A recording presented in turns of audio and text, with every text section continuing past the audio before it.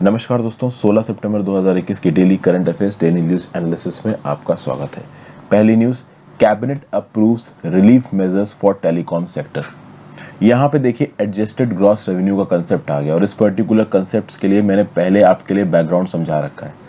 Adjusted gross revenue होता क्या है? देखिए एडजस्टेड ग्रॉस रेवेन्यू में दो कंपोनेंट्स आते हैं। एक कंपोनेंट है तो आपका लाइसेंसिंग फी और एक कंपोनेंट होता है आपका स्पेक्ट्रम यूजेज चार्जेस। ये देखिए यहाँ पे लिखा हुआ है स्पेक्ट्रम यूजेज चार्जेस और ओवरऑल आपका licensing fee. This varies from 3 to 5% and 8% respectively. मतलब लाइसेंसिंग फी लगभग 8% है और स्पेक्ट्रम यूजेज चार्जेस आपका 3 से 5% है। तो ये एडजस्टेड ग्रॉस रेवेन्यू है। अब यहाँ पे एडजस्टेड ग्रॉस रेवेन्यू में कुछ चेंजेस किए गए हैं, ध्यान से सुनिए, फिर इसका मैं रेफरेंस वीडियो भी आपको दूंगा।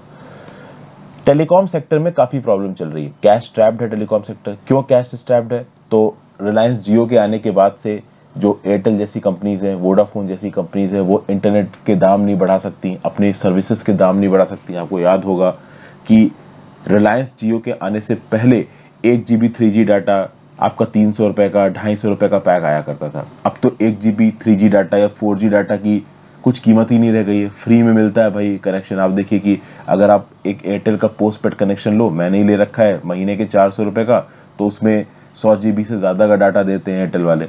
उसकी स्पीड भले ही कम आती है, स्पीड तो कम आएगी क्योंकि उनके पास जो स्पेक्ट्रम एलोकेशन है वो कम है, उसमें उनको यूजर्स को ज़्यादा कैटर करना है, तो उनकी स्पीड्स लिमिटेड रहती हैं। डाउनलोड स्पीड कभी कभी अच्छी आ रही, कभी अच्छी नहीं आ रही। अपलोड स्पीड तो हमेशा ही गंदी आती है, यूट्यूब की वीडियो अपलोड नहीं होती तो ब्रॉडबैंड लेना पड़ता है। तो कुल मिला के यहाँ पे टेलीकॉम सेक्टर की हालत इंडिया में खराब है, एयरटेल जैसे प्लेयर्स की भी, जो कि वन ऑफ द बेस्ट माने जाते हैं। तो एडजस्टेड ग्रॉस रेवेन्यू में कुछ चेंजेस किए हैं सरकार ने। मतलब ये टेलीकॉम सेक्टर वाले स्पेक्ट्रम को इस्तेमाल करने के लिए जो पैसा देते हैं, स्पेक्ट्रम मतलब ये जो रेडियो वेव्स का स्पेक्ट्रम होता है, इसको इस्तेमाल करने के लिए जो पैसा देते हैं सरकार को, इस पैसे के देने के तरीके में कुछ चेंजेस किए हैं। जैसे for example non telecom revenue को अब इंक्लूड नहीं किया जाएगा। फॉर एग्जांपल पहले क्या होता था कि कोई कंपनी है, मान लो वोडाफोन, ठीक है, मैं आपको बस एक हाइपोथेटिकल, अब वोडाफोन मान लो आपको फोन की सर्विसेज भी प्रोवाइड कर रहा है और अपना हार्डवेयर भी बेच रहा है। हार्डवेयर मतलब वोडाफोन अपनी खुद की कंपनी के फोन्स बेच रहा है, ठीक है, जैसे रिलायंस के सेट्स बेचते हैं। तो अगर कोई कंपनी फोन की सर्विस प्रोवाइड करने के साथ साथ आपको हार्डवेयर भी बेचती है, तो पहले क्या होता था कि जो लाइसेंसिंग फीस हुआ करती थी, स्पेक्ट्रम यूजेज चार्जेस का जो परसेंटेज होता था ना, वो हार्डवेयर पे भी फिक्स कर लिया जाता था। ये टेलीकॉम कंपनीज हमेशा बोलती थी कि देखिए अगर आपको हमसे लाइसेंसिंग फीस लेनी है तो आप उस पे लीजिए ना, जो हम लोगों को सर्विस प्रोवाइड कर रहे हैं। आप हमारे हार्डवेयर सेक्टर वाले पे क्यों लाइसेंसिंग फीस लगा रहे हो? तो सरकार बोलती थी नहीं, देखो हम तुमको स्पेक्ट्रम एलोकेशन दे रहे हैं, इस स्पेक्ट्रम के दम पे ही तुम अपनी टेलीकॉम की सर्विसेज चला पा रहे हो, इसलिए तुम जितने भी धंधे चला रहे हो सबके ऊपर तुमको एडजस्टेड ग्रॉस रेवेन्यू देना पड़ेगा। तो अब ऐसा नहीं होगा। जो नॉन टेलीकॉम रेवेन्यू है, मान लो इन पर्टिकुलर कंपनीज ने अपना कोई दूसरा सेक्टर में धंधा खोल रखा है, या फिर आप कह लो कि फोन सर्विसेज के अलावा कोई दूसरी सर्विसेज, जैसे कि अब फॉर एग्जांपल इंटरनेट की सर्विस प्रोवाइड करना मोबाइल पे, मोबाइल के थ्रू, या टेलीफोन की सर्विस प्रोवाइड करना, इन सब चीजों के ऊपर तो भाई एडजस्टेड ग्रॉस रेवेन्यू देना पड़ेगा। लेकिन बगल से कोई फोन मैन्युफैक्चरिंग कंपनी खोल रखी है, इस टाइप का कुछ खोल रखा है, तो उस पर नहीं देना पड़ेगा। प्लस अभी के लिए 4 साल का मोरेटोरियम लगा दिया। मतलब कि जो एक बहुत बड़ा पैसा आप कह लो इन टेलीकॉम प्लेयर्स को सरकार को देना है, जो ड्यू है, उस पर 4 साल की रोक लगा दी। मतलब 4 साल बाद ये पैसा देना शुरू कर सकते हैं टेलीकॉम सेक्टर वाले। Union telecom minister Ashwini Vaishnaw ने बोला है कि government is keen on ensuring that there were more players in the sector and consumers retain choices. देखिए बात यहाँ पे ये है कि मार्केट में ऐसा भी चल रहा है सुनने में कि सिर्फ भारती एयरटेल और रिलायंस जियो ये दो प्लेयर्स रह जाएंगे। ऐसा क्यों? क्योंकि एडजस्टेड ग्रॉस रेवेन्यू के जो रिक्वायरमेंट्स है, जो रिस्ट्रिक्शंस है, वो उतने ज्यादा स्ट्रिक्ट हैं कि बड़े प्लेयर्स ही यहाँ पे सर्वाइव कर पाएंगे। तो ये ड्यू पॉली ना आए, इसीलिए यहाँ पे union telecom minister Ashwini ji का बोलना है कि देखिए हम चाहते हैं कि पूरा का पूरा सेक्टर कॉम्पिटिटिव रहे, कंज्यूमर्स के पास बहुत सारी चॉइसेस रहें, इसलिए हम यहाँ पे एजीआर की इस रिक्वायरमेंट को बहुत रिलैक्स कर रहे हैं ताकि नए कस्टमर्स भी यहाँ पे सर्वाइव कर पाए। फिर यहाँ पे 9 स्ट्रक्चरल रिफॉर्म्स को अनाउंस किया गया है, 5 प्रोसीजरल रिफॉर्म्स को अनाउंस किया गया है, एक फिक्स्ड कैलेंडर रखा गया है स्पेक्ट्रम एलोकेशंस का, 30 ईयर्स का एक्सटेंडेड टेन्योर रखा गया है कि आगे आने वाले समय में स्पेक्ट्रम एलोकेशंस कैसे होंगे, उसका पैसा किस हिसाब से देना है। Foreign direct investment telecom sector में 100% अलाउ कर दी गई है अंडर द ऑटोमेटिक रूट। अभी के लिए इसकी लिमिट थी 49%। तो फॉरेन डायरेक्ट इन्वेस्टमेंट अलाउ करने के साथ साथ क्या होगा कि 5G टेक्नोलॉजी का डिप्लॉयमेंट होगा, तो इंटरनेट की स्पीड भी तेज मिलेंगी, जॉब्स भी ज़्यादा क्रिएट होगी। ऑब्वियस सी बात है, ये हुआई जैसी कंपनीज के ऊपर सरकार थोड़ी रोक टोक लगाएगी जब तक चाइना के साथ हमारा हिसाब सही नहीं चल रहा है। तो कुल मिला के अब एडजस्टेड ग्रॉस रेवेन्यू में नॉन टेलीकॉम रेवेन्यू को काउंट नहीं किया जाएगा परसेंटेज कैलकुलेट करने के लिए। और मिनिस्टर साहब ने यह भी बोला है कि पहले के हैवी इंटरेस्ट, हैवी पेनाल्टी और इंटरेस्ट ऑन पेनाल्टी वाले रिजीम को हमने बंद कर दिया है। अब हम इस टेलीकॉम सेक्टर को मदद करेंगे ऊपर उठने में। फिर पहले की जो डेफिनेशन थी ना एडजस्टेड ग्रॉस रेवेन्यू की, जिसको टेलीकॉम डिपार्टमेंट ने दिया था, जिसमें नॉन टेलीकॉम रेवेन्यू वाला पैसा भी जोड़ दिया गया था, तो उसको लेके बहुत सारा पैसा इन प्राइवेट फर्म्स को, एयरटेल जैसी, जियो जैसी, वोडाफोन आइडिया जैसी, बहुत सारा पैसा इनको सरकार को देना था स्पेक्ट्रम यूजेज का, नॉन टेलीकॉम रेवेन्यू के लाइसेंसिंग फीस का। तो उसके चलते बहुत पैसा बच रहा था। जैसे for example 1.6 lakh crore telecom companies को सरकार को देना था, ये बाकी था। तो सुप्रीम कोर्ट ने यहाँ पे एक फॉर्मूला निकाला था कि ठीक है, ये 1.6 लाख करोड़ 10 साल में आप दे लो, स्टार्टिंग फ्रॉम अप्रैल 2021। तो सरकार ने एक चीज यहाँ पे क्लियर की है कि जो पुराना आपका रेवेन्यू बाकी है, वो पुराना रेवेन्यू आपको पूरा देना पड़ेगा। ओल्ड रेवेन्यू में कोई कमी नहीं होगी। तो अगर 1.6 लाख करोड़ की लायबिलिटी है तो ये तो पूरा पे करना ही पड़ेगा इन कंपनीज को। हाँ, उसके बाद जो नई आपके रेवेन्यूज आएंगे उसमें आप एजीआर कम कर सकते हो, नॉन टेलीकॉम रेवेन्यू को हटा सकते हो, बट अभी तक जो पैसा आपका पेंडिंग है टेलीकॉस का ओवर मतलब गवर्नमेंट को देने के लिए, वो तो पूरा देना पड़ेगा। अच्छा, यहाँ पे इंटरेस्ट कैलकुलेशन को भी चेंज किया गया।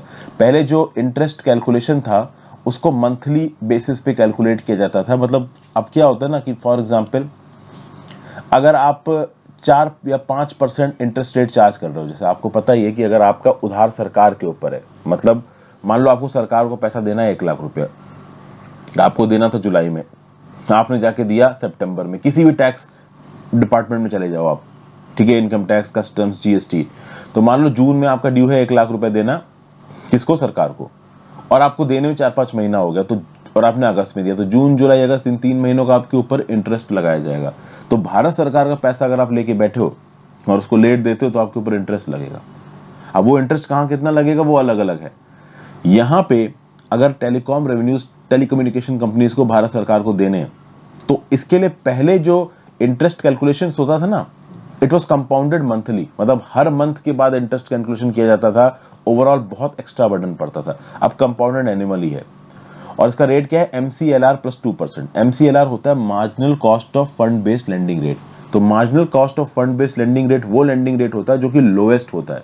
एक बैंक जितने कम इंटरेस्ट रेट पे पैसा फॉरवर्ड कर सकती है उसको आप MCLR बोलते हो, और MCLR प्लस 2% के बेसिस पे एनुअल कंपाउंडिंग होगी।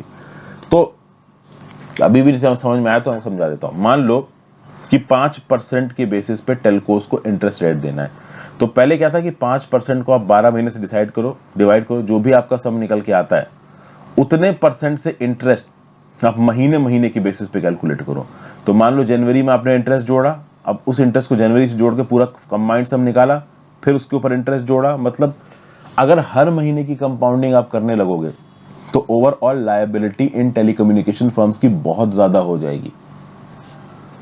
तो इसलिए भारत सरकार ने बोला है कि अब हम लोग एनुअली कंपाउंड करेंगे एजीआर के कैलकुलेशंस को, इंटरेस्ट कैलकुलेशंस को स्पेसिफिकली।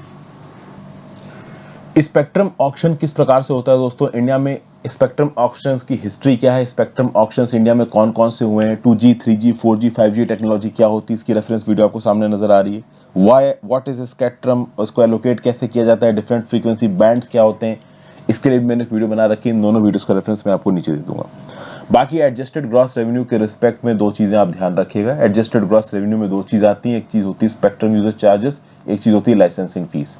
स्पेक्ट्रम यूजर चार्जेस 3 से 5% की बैंड में होते हैं। लाइसेंसिंग फी आपकी लगभग 8% होती है, और इसमें नॉन टेलीकॉम रेवेन्यू जुड़े हुए होते हैं। तो मतलब कि केवल इंटरनेट सर्विस और मोबाइल सर्विस प्रोवाइड करने के अलावा जितनी प्रकार की भी सर्विसेज, हार्डवेयर बनाना और मार्केट से पैसा कमाने वाला काम है टेलीकॉम का, इसके ऊपर भी ये एडजस्टेड ग्रॉस रेवेन्यू काउंट कर लेती थी सरकार। अब वो काउंट नहीं करेगी। पहले जब जो भी पैसा ड्यू था इन टेलीकॉम कंपनीज का, उसके ऊपर ड्यू देना पड़ता था कंपाउंडेड मंथली, अब देना पड़ेगा कंपाउंडेड एनुअली। और एडजस्टेड ग्रॉस रेवेन्यू इंक्लूड नहीं होगा। तो ये टेलीकॉम सेक्टर के लिए एक मेजर रिलीफ है, ये बोला जा सकता है। नेक्स्ट आर्टिकल चलते हैं। India reported 11.8% rise in cyber crimes in 2020। देखिए 2020 में जो साइबर क्राइम्स के केसेस थे इंडिया में, it was somewhere around 50,035 cases. अगर आप देखो तो 2019 के रिस्पेक्ट में there is a rise of 11.8% cases in cyber crimes in India, जिसमें से 578 cases fake news on social media के हैं। ऐसा 15 सितंबर का डाटा दिखाता है। अगर आप रेट ऑफ साइबर क्राइम्स देखें पर लाख पॉपुलेशन, तो that has increase from 3.3% in 2019 to 3.7% in 2020। देखिए साइबर क्राइम का रेट का मतलब ये हो गया कि number of cyber crime cases, ये आपने न्यूमरेटर में लिखा, और नंबर जो पॉपुलेशन का है वो डिनोमिनेटर में लिखा। अभी पर लाख पॉपुलेशन मतलब कि अगर 120 करोड़ की आबादी है तो 1 करोड़ में कितने लाख होते हैं? 100 लाख होते हैं। तो 120 करोड़ में कितने लाख होंगे? 12,000 लाख होंगे। तो 12,000 से आप डिवाइड कर दोगे नंबर ऑफ आपके साइबर क्राइम केसेस से, तो इससे आप कैलकुलेट कर लोगे रेट ऑफ साइबर क्राइम। तो रेट ऑफ साइबर क्राइम इस प्रकार से कैलकुलेट होगा।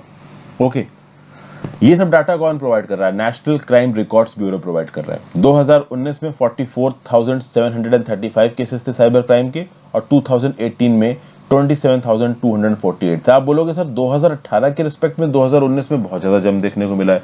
जी हाँ, ज्यादा जम देखने को मिला। हो सकता है इसका रीजन ये हो कि 2019 में और 2020 में जो केस की रिपोर्टिंग हो वो थोड़ा इंप्रूव हो गई हो।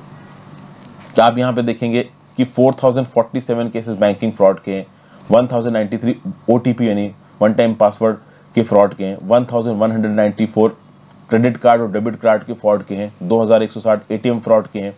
ये सब नेशनल क्राइम रिकॉर्ड्स ब्यूरो का डाटा बताता है।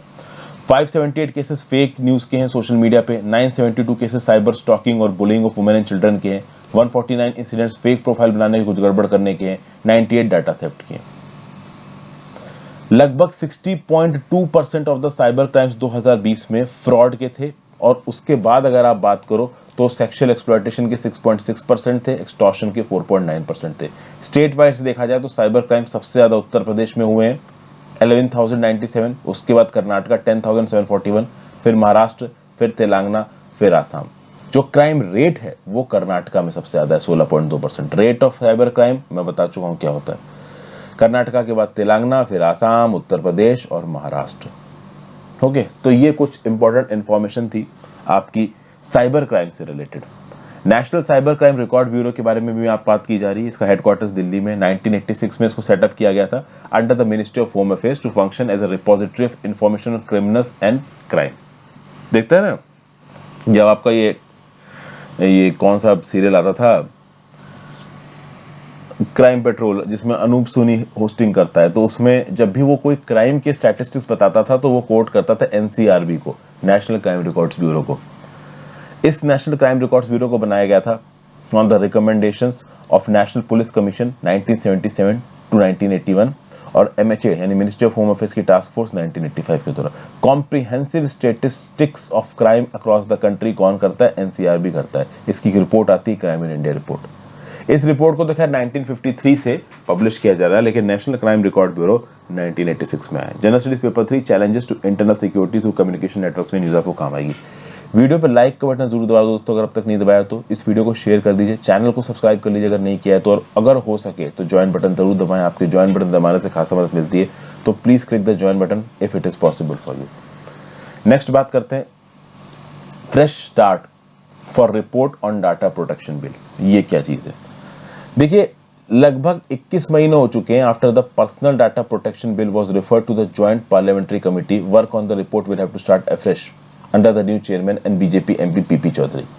असल में हुआ यह है कि पर्सनल डाटा प्रोटेक्शन बिल को लोकसभा में इंट्रोड्यूस किया गया था दिसंबर 2019 में, और उसके बाद उसको रेफर कर दिया गया जॉइंट पार्लियामेंट्री कमेटी को, और तब से इस पे बहस ही चल रही है। अब सोचने वाली बात है कि देखिए जब भी हमारे यहाँ पे कोई नियम कानून इंट्रोड्यूस किया जाता है तो एक तरफ तो ये बहस होती है कि हमारी जो करंट सरकार है वो बिना किसी बातचीत के ही नियम कानून को इंट्रोड्यूस कर देती है, और दूसरी तरफ अगर आप बातचीत करने पे जाओ तो आप देख लो पर्सनल डाटा प्रोटेक्शन बिल 2019 दिसंबर में आया है, और हम लोग ऑलमोस्ट 2 साल पूरे हो चुके हैं। अभी हम लोग सितंबर 2021 चल रहे हैं, चलो पूरे 2 साल नहीं तो लगभग आप कह सकते हो 20-22 महीने तो हो ही चुके हैं। तो अभी इतना समय बीत चुका है, कितना समय चाहिए भाई आपको पर्सनल डाटा प्रोटेक्शन बिल के ऊपर बातचीत करने के लिए? ज्वाइंट पार्लियामेंट्री कमेटी को इसको रेफर किया गया, तब से ज्वाइंट पार्लियामेंट्री कमेटी में बहस ही चली जा रही है। उस समय पे ज्वाइंट पार्लियामेंट्री कमेटी की हेड थी बीजेपी लीडर मीनाक्षी लेखी, अब बन गए हैं एमपी पीपी चौधरी। तो पिछली जो लीडर थी उनके लीडरशिप में हुआ नहीं बिल फाइनलाइज, अब तो नए लीडर आ गए हैं, तो ये कहीं और ना एक्सटेंड हो जाए। इस कमेटी को अपना 5वां एक्सटेंशन मिला इस जुलाई मानसून सीजन में। तो एक तरफ तो बिल जल्दी पास होते हैं और दूसरी तरफ जब बिल पे बहस होने लगती है किसी ज्वाइंट पार्लियामेंट्री कमेटी में तो वो खिंचती ही जाती है।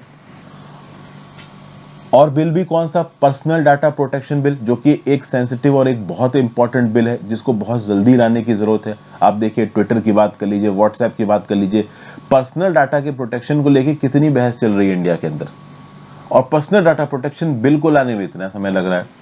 तो ओवरऑल इस चीज को थोड़ा सुधारने की जरूरत है।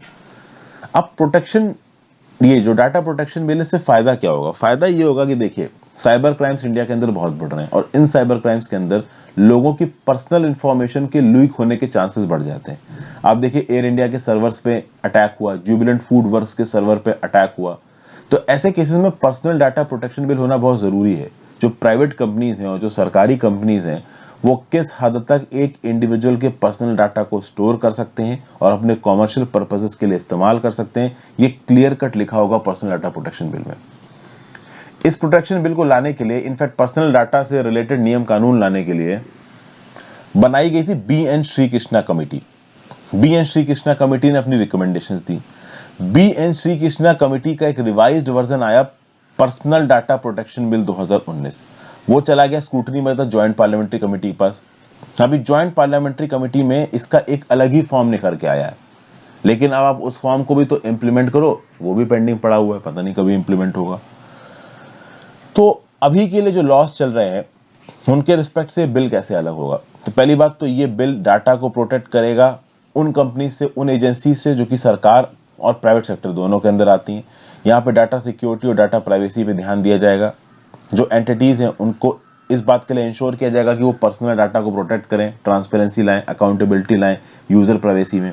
प्लस यूजर्स को राइट होगा कि उनका पर्सनल डाटा किस प्रकार से स्टोर किया जा सकता है इन प्राइवेट कंपनी के पास, कैसे इस्तेमाल किया जा सकता है, और कौन कौन सा डाटा इन यूजर्स का इन प्राइवेट कंपनीज के पास स्टोर्ड है, इसकी इंफॉर्मेशन भी यहाँ पे मांगी जा सकती है।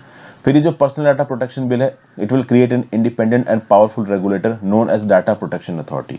ये डाटा प्रोटेक्शन अथॉरिटी मॉनिटर करेगा और रेगुलेट करेगा सारी डाटा प्रोसेसिंग एक्टिविटीज। ओके, और डाटा प्रोटेक्शन अथॉरिटी यूजर्स को एक चैनल देगा, एक प्लेटफॉर्म देगा कि अगर यूजर्स के राइट्स को यहाँ पे एड्रेस नहीं किया जा रहा है, अगर यूजर्स के कंसर्न्स को एड्रेस नहीं किया जा रहा है, तो वो डाटा प्रोटेक्शन अथॉरिटी के पास जाके न्याय मांग सकता है। GS paper 3 cyber security IT in computer, तो जीएस पेपर 2 में न्यूज आपको काम आएगी। नेक्स्ट बात करते हैं India Chile 7th foreign office consultations. देखिए 7वें फॉरेन ऑफिस कंसल्टेशंस हुए इंडिया और चिली में संतियागो में। तो इंडिया की तरफ से जो सेक्रेटरी ईस्ट है मिनिस्ट्री ऑफ एक्सटर्नल अफेयर्स में रीवा गांगुली दास, ये गई चिली, मतलब ये गई आपकी चिली कंट्री में संतियागो शहर में, और वहां पे जाके चिलियन साइड पे जो vice minister of the ministry of foreign affairs थे मिस कैरोलिना वाल्दिवियन टॉर्स, इनके जाके बात की। तो इसको बोला गया फॉरेन ऑफिस कंसल्टेशंस। दोनों साइड्स ने मिलके बायलैटरल रिलेशंस के ऊपर बातचीत की, ट्रेड, इन्वेस्टमेंट के ऊपर, defence, agriculture, health and pharmaceutical, energy, space, Antarctica में cooperation, disaster management, cultural and consular refuge, इन सब चीज़ों के ऊपर बातचीत हुई है। मिनिस्ट्री ऑफ एक्सटर्नल अफेयर्स ने बोला कि भाई हम लोगों ने कोविड-19 के ऊपर भी बात की है, ट्रेड को बढ़ाने के लेके, इन्वेस्टमेंट पार्टनरशिप को लेके बात की है, पोस्ट पेंडेमिक इकोनॉमिक रिकवरी की बात की है। फिर इंडिया चिली में ट्रेड एक बहुत इंपॉर्टेंट रिलेशन है, ये बोला है। एक प्रेफरेंशियल ट्रेड एग्रीमेंट साइन हुआ था 2006 में इंडिया चिली के बीच में, जिसको 2017 में एक्सपेंड किया गया था, उसके ऊपर भी यहाँ पे बातचीत करी गई है। प्रेफरेंशियल ट्रेड एग्रीमेंट क्या होता है? तो इसमें बेसिकली कुछ रिलैक्सेशंस दिए जाते हैं ट्रेड टैरिफ में, कुछ सिलेक्टेड प्रोडक्ट्स के इंपोर्ट और एक्सपोर्ट में रियायतें दी जाती हैं, कम इंपोर्ट ड्यूटी लगाई जाती है, इसी को आप प्रेफरेंशियल ट्रेड एग्रीमेंट बोलते हो। फिर दोनों साइड्स ने बोला है कि हम लोग मिलकर रीजनल और इंटरनेशनल इश्यूज पे एक दूसरे के साथ कोऑर्डिनेट करेंगे, यूनाइटेड नेशंस में एक दूसरे के साथ कोऑर्डिनेट करेंगे। ये जो टॉक्स हैं वो फ्रेंडली और कॉर्डियल एटमॉस्फेयर में हुई हैं, इस्टेब्लिश बायलैटरल मैकेनिज्म को फॉलो करेंगे, और अगला round of foreign office consultations होगा आपका न्यू दिल्ली में। इंडिया चिली रिलेशंस की बात की जाए तो लैटिन अमेरिका में जो चिली नाम की कंपनी है वो काफ़ी हद तक प्रो इंडिया है, और पैसिफिक स्फीयर में और ओवरऑल लैटिन अमेरिका के स्फीयर में चिली इज मतलब इंडिया के कंसर्न्स को आगे लेके जा सकती है। चिली इंडिया का 5th लार्जेस्ट ट्रेडिंग पार्टनर है लैटिन अमेरिकन रीजन में। ओके, दोनों कंट्रीज ने प्रेफरेंशियल ट्रेड एग्रीमेंट को बहुत हद तक एक्सपेंड कर दिया था। 2017 में बायलैटरल ट्रेड को बढ़ाने की कोशिश की जा रही है। चिली इंडिया दोनों इंटरनेशनल सोलर अलायंस के पार्ट हैं और 2019 में 2019 में 70th year of establishment of diplomatic relations को कमेमोरेट भी किया गया था। अगर आप साउथ अफ्रीका यहाँ पे देखते हैं तो ये जो पतली सी स्ट्रिप नजर आ रही है ना आपको यहाँ पे ग्रीन कलर की, ये बेसिकली चिली है। Got it. अब आप मुझे नीचे कमेंट बॉक्स में बताइए, अपना एटलस खोलिए, जो भी आपके पास मैप है उसको खोलिए, और आप मुझे बताइए कि चिली साउथ अमेरिका में कौन कौन की कंट्रीज के साथ बॉर्डर लगाता है। वैसे तो मैं आपको बता सकता हूँ, कई कंट्रीज के बताता हूँ, लेकिन मैं चाहता हूँ थोड़ी प्रैक्टिस आप भी करो। Tell me in the comment box below, Chile कौन कौन सी साउथ अमेरिकन कंट्रीज के साथ यहाँ पे बॉर्डर लगाता है। और एक और बताइए, चिली के आसपास कौन कौन सी टेक्टोनिक प्लेट्स हैं, ये आप भी मुझे बताइए। दोनों चीजें देखिए, सब मैंने आपको ज्योग्राफी में पढ़ा रखा है एनसीईआरटी में। जीएस पेपर 2 इंटरनेशनल रिलेशंस में चीज आपको काम आएगी। आज की final news, US UK Australia form new partnership. तो भैया क्वाड लीडर्स की मीटिंग होने वाली है वॉशिंगटन डीसी में। ओके, और यहाँ पे 15 सितंबर को जो बाइडेन ने अनाउंस किया है कि एक नई trilateral security partnership Indo Pacific में शुरू की जाएगी between Australia, the UK and US, जिसको आप बोलते हो ऑकस। इस ट्राइलेटरल पार्टनरशिप के अंदर Australia will acquire nuclear powered submarines with the help of UK and US. तो यहाँ पे यूके और यूएस मिलकर ऑस्ट्रेलिया को न्यूक्लियर पावर्ड सबमरीन प्रोवाइड करेंगे। ये किसने अनाउंस किया? ये Australian prime minister Scott Morrison ने अनाउंस किया है। एक्चुअली में ये वीडियो लिंक से जो बाइडेन से बात कर रहे थे, और इस वीडियो लिंक में प्राइम मिनिस्टर बोरिस जॉनसन साहब भी थे। तो ये जो पार्टनरशिप है ना, जिसको बोला जा रहा है ऑकस, इसमें ऑस्ट्रेलिया है, आपका यूके है और यूएस है। तो ऑकस के बारे में पूछे तो आपको पता होना चाहिए। बाइडेन साहब का यहाँ पे स्टेटमेंट देखिए, we need to be able to address both the current strategic environment in the region and how it may evolve, because the future of each of our nations and indeed the world depends on a free and open Indo-Pacific enduring and flourishing in the decades ahead। देखिए सीधी बात है, China बहुत हद तक अब China और USA की बन नहीं रही है। अभी recently Joe Biden Xi Jinping के साथ बातचीत करने की कोशिश कर रहे थे, जी जिनपिंग ने प्रॉपर तरीके से बातचीत नहीं की। ये सब चीजें आती रहती हैं। यूएस ने इंटरनेशनल रिलेशंस में, फॉरेन पॉलिसी के स्फीयर में चाइना को काफी पुशबैक किया। ये ट्रेंड ट्रंप के समय से शुरू हो गया, जो बाइडेन में भी चालू। इसके चलते चाइना नाराज है। तो चाइना के जो एडवर्सरीज हैं, वो कंट्रीज जिन्होंने थोड़ा भी चाइना को पुशबैक करने की कोशिश की है, उनको स्ट्रांग करना यूएस की रिस्पॉन्सिबिलिटी बनती है। और यही यूएस यहाँ पे कर रहा है, न्यूक्लियर पावर्ड सबमरीन देके किसको? ऑस्ट्रेलिया को। लेकिन ये बता दूं, इसमें एक्चुअली में न्यूक्लियर वेपन्स नहीं होंगे, इसमें होंगे कन्वेंशनल वेपन्स, बट ये न्यूक्लियर पावर्ड है, मतलब इसमें न्यूक्लियर वेपन्स लाए जा सकते हैं। 18 महीने का प्रोजेक्ट है। ये न्यूक्लियर पावर्ड सबमरीन्स एडिलेड में बनाई जाएंगी, यूके और यूएस यहाँ पे हेल्प करेगा। 18 महीने का प्रोजेक्ट है, ठीक है ना भाई। क्वाइटर सबमरीन होगी, मोर एफिशिएंट सबमरीन होगी, इसमें न्यूक्लियर वेपन्स नहीं, कन्वेंशनल वेपन्स होंगे, ठीक है। तो यहाँ पे ऑस्ट्रेलिया को न्यूक्लियर वेपन्स नहीं मिल रहे हैं, ना ही सिविल न्यूक्लियर कैपेसिटी में कोई आप कह लो कि न्यूक्लियर फिजाइल मटेरियल मिल रहा है। यहाँ पे बस एक सबमरीन मिल रही है जिसमें कन्वेंशनल वेपन्स होंगे। लेकिन अगर एक समय ऐसा आया जहाँ पे बहुत एग्रेशन बढ़ जाता है, ओवरऑल जंग के आसार बनते हैं, तब ओवरऑल मदद के पर्सपेक्टिव से ऑस्ट्रेलिया की इन सबमरीन्स में न्यूक्लियर वेपन भी लगा सकता है यूएसए। कुछ कह नहीं सकते आगे क्या होने वाला। प्लस ये जो ऑकस है, ऑस्ट्रेलिया, यूके और यूएसए, ये नई आर्किटेक्चर ऑफ मीटिंग्स और एंगेजमेंट करेंगे। Applied artificial intelligence, quantum technologies और अंडर सी कैपेबिलिटीज में भी एक दूसरे के साथ कोऑर्डिनेट करेंगे। General studies paper 2 international institutions में न्यूज आपको काम आएगी। Thank you so much for watching friends. I hope आपको आज का डिस्कशन यूजफुल लगा हो। ज्यादा से ज्यादा लोगों के साथ इसको शेयर करिए।